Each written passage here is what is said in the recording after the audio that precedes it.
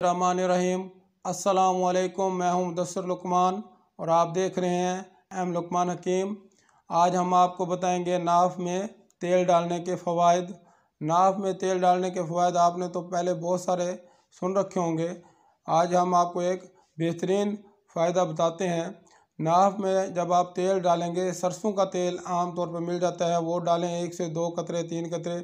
तो इससे ना आपकी एक तो आपको कब्ज़ नहीं होगी, मैदा आपका फिट रहेगा। जब आपका मैदा फिट रहेगा तो आपका दिमागी तौर पर आपको कोई बीमारी नहीं लगेगी, आपका दिमाग फ्रेश रहेगा, दिली बीमारी नहीं लगेगी। तो इस तरीके से आपके पट्ठे जो हैं, असाब जो पूरे जिस्म के असाब हैं, वो बेहतरीन फिट रहेंगे।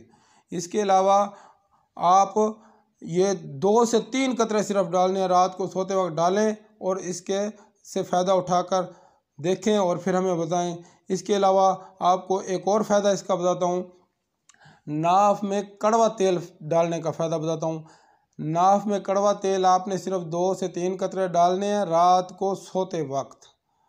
7 दिन तक डालें आप, फिर इसका रिज़ल्ट हमें कमेंट्स में बताएं।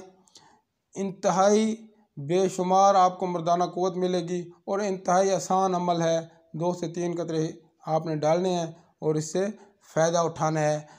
तो मिलते हैं नेक्स्ट वीडियो में। अल्लाह हाफ़िज़।